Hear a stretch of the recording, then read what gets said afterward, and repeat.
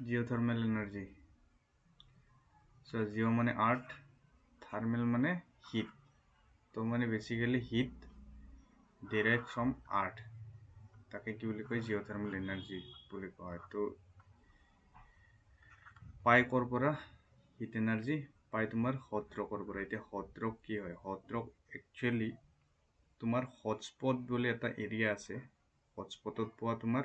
rock তাকে hot rock বুলি কয় চাবা হটস্পট কি হয় molten rock formed in deeper hot region of the earth crust are pushed upward and trapped in certain region ঠিক আছে এটা চাবচোন এটা যদি আমাৰ আৰ্থ হয় ঠিক আছে ইয়াত ইনসাইডত কি আছে লাভা আছে আৰু এটা মই কি আৰ্থ ক্ৰাস্ট বুলি কয় বাহিৰ সাইডটো হয় না একচুৱেলি কি হয় কেতিয়াবা জিঅলজিক্যাল চেঞ্জেছৰ কাৰণে আমিতো জানোৱেই কি হয় তোমাৰ আৰ্থকুৱেক হ'ল লাইক আৰ্থকুৱেক আৰু তোমাৰ ভলকেনছ যিবিলাক থাকে তো ডিৰেক্টলি কানেকশ্যন যদি ভলকেনছ এটা জেগাত ওলাই আছে ডিৰেক্টলি কানেকশ্যন এই লাভাৰ লগত হয় ইয়াৰ পৰা ডিৰেক্টলি ওলায় তাৰ মানে ইয়াতে ডেফিনেটলি কিবা পেছেজ পাইছে ৰাস্তা পাইছে সেইকাৰণে লাভাটো এনেকৈ ওলাই আহি থাকে হয় না ভলকেনছ বুলি জানা যায় কি বুলি কয় ভলকেনছ তো লাভাটো তলৰ পৰা যিটো কৰ থাকে আমাৰ আৰ্থৰ কৰৰ পৰা ওলাই আহে এতিয়া কিছুমান কেছত কি হয় এই লাভাটো ইমানমান দূৰলৈকে গুচি যাব ইমানমান দূৰলৈকে গুচি গ'ল তাৰপিছত ইয়াতে জমা লাগি থাকে তাৰমানে ইয়াৰ পিছত ওলাই যাব পৰা নাই এইটো এনেকুৱা এৰিয়া অলপমান দূৰ গৈ তাৰ পৰা ওলাই যাব পৰা নাই মানে আৰ্থ ক্ৰাষ্টৰ কাষতে আছে তোমাৰ কি মল্টেন লাভা আছে মল্টেন লাভা বুলি নকয় তাক আমি কি কওঁ জানো না মল্টেন ৰক বুলি কওঁ একচুৱেলি সি অকমান তোমাৰ কি হৈ যায় অকমান ধৰা হ'ল এইটো লাভা ইয়াৰ সাইডবিলাক অলপমান কি হৈ যায় তোমাৰ হাৰ্ড হৈ যায় ওপৰৰ ফালে যেতিয়া হ'ব ঠাণ্ডা হৈ যায় বাট ইনসাইডত তোমাৰ কি হৈ থাকে লিকুইড ফৰ্মত থাকে তো সেইকাৰণে ইয়াৰ একচুৱেলি মল্টেন ৰক বুলি ক'ব পাৰি ৰকে হয় কিন্তু ভিতৰত কি অলপমান লিকুইড ষ্টেজত থাকে হাই টেম্পাৰেচাৰৰ কাৰণে বিকজ কি জানানে হিটটো ট্ৰেপ হৈ থাকে হিটটো কি হৈ থাকে ইয়াৰ ভিতৰত ট্ৰেপ হৈ থাকে তো এই জেগাটো য'ত এইবিলাক পায় মল্টেন ৰক পায় এই জেগাটোক কয় হটস্পট আৰু তাতে পোৱা এইবিলাক যিবিলাক তোমাৰ ৰক হয় যিবিলাক মল্টেন ষ্টেজত থাকে তাক কি বুলি কয় হট ৰক বুলি কয় বাছ কনচেপ্টটো ক্লিয়াৰ কি ক'লোঁ মই কৰৰ পৰা অহা লাভা এটা জেগাত যেতিয়া জমা হৈ থাকে তো সেইখিনি জেগা ডেফিনেটলি কি হ'ব তোমাৰ হটে হ'ব বিকজ তাতে কি আছে হট লাভাছ আছে আৰু সেই এৰিয়াটো কি বুলি কয় হটস্পট কয় তাতে থকা যিবিলাক তোমাৰ লাভা আহিছিল তাহাঁতক আমি মল্টেন ৰক বুলি ক'ব পাৰোঁ আৰু মল্টেন ৰকটো ক'ত থাকে হটস্পট এৰিয়াত থাকে ঠিক আছে তো এতিয়া পঢ়িলে বুজি পাবা molten rock formed in deeper hot region তো molten rock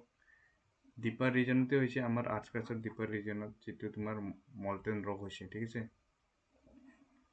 hot in deeper hot region of the earth crust are pushed upward তাকে কৈছে deeper regionত তোমাৰ ওপৰৰ ফালে পুষ্ট হৈ যায় চোৱা এইটো হ'ল তোমাৰ কৰৰ পৰা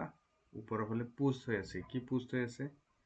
pushed upward and the trapped in the certain region due to the geological changes are called the hotspot so hotspot is the area where molten rock is found or hot rock is found সেনেকৈ লিখিব পাৰা simply যদি লিখা they contain hot rock এতে লিখা আছে again মই কৈছোঁ বুজি নাপাব পাৰা molten rock formed in the deeper hot region of earth crust are pushed upward and trapped in certain region এটা actually কি কৈছে deeper regionত তোমাৰ মই যে ক'লোঁ লাভাছ আছে ই পুষ্ট আপৱাৰ্ড হৈ যায় আৰু ওচৰত আহি যায় কাৰ ওচৰত আহি যায় আৰ্থ ক্ৰাষ্টৰ ওচৰত আহি যায় molten rock formed in the deeper hot region molten rock in the deeper region earth ক্ৰাষ্টৰ ডিপাৰ ৰিজনত থকা পোষ্ট আপৱাৰ্ড ওপৰ ফালে গ'ল আৰু ওপৰত কি হ'ল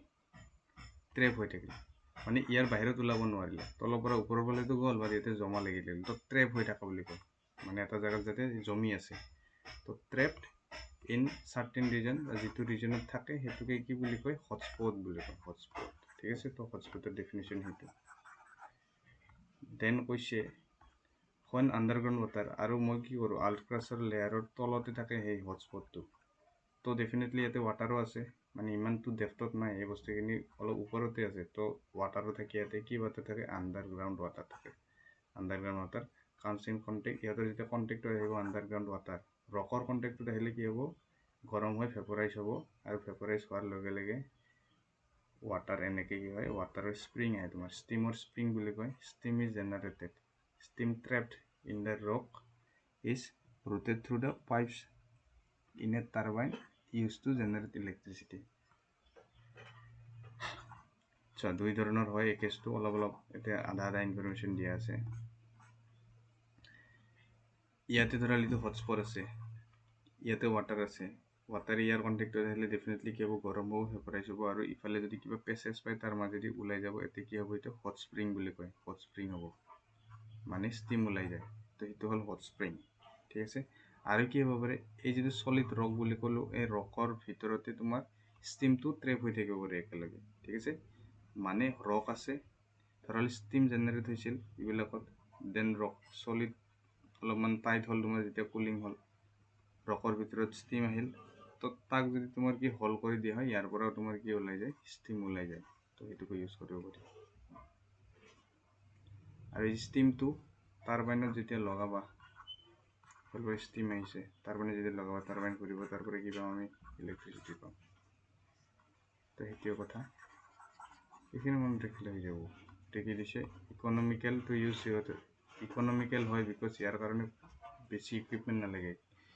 পানী গৰমৰ কাৰণে আমাক কোনো ধৰণৰ ইকুইপমেণ্ট নালাগিল অলৰেডি পানী গৰম হৈ আছে ষ্টিম পাই আছোঁ ষ্টিম টাৰবাইন জাষ্ট টাৰবাইনটো ইনষ্টল কৰিলে হ'ল ষ্টিমটো তোমাৰ চেনেলেদি আনি কিনে দিলে হ'ল বুজি পাইছা ইয়াতে কোনো ধৰণৰ এনাৰ্জি দৰকাৰ হোৱা নাই ইম্পৰ্টেণ্ট কথা সেইটো কিয় এনাৰ্জি দৰকাৰ হোৱা নাই কয়লা ইউজ হোৱা নাই ইয়াতে হয় না নহয় কোনো ধৰণৰ ফিউল ইউজ হোৱা নাই তো সেইকাৰণে ইকনমিকেল আৰু পলিউশ্যন ক্ৰিয়েট নকৰে বিকজ যি হৈ আছে তোমাৰ আণ্ডাৰগ্ৰাউণ্ড ভিতৰতে হৈ আছে জাষ্ট বাহিৰৰ ফালে কি ওলাই আছে ষ্টিমটোহে ওলাই আছে এটা প্ৰব্লেম যে এভেইলেবল নহয় চাৰিওফালে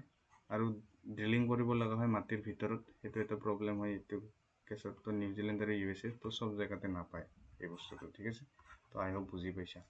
এই হট স্পটৰ ডেফিনেশ্যনটো আৰু হট ৰক কি হয় সেইটো অলপ মনত ৰাখিবা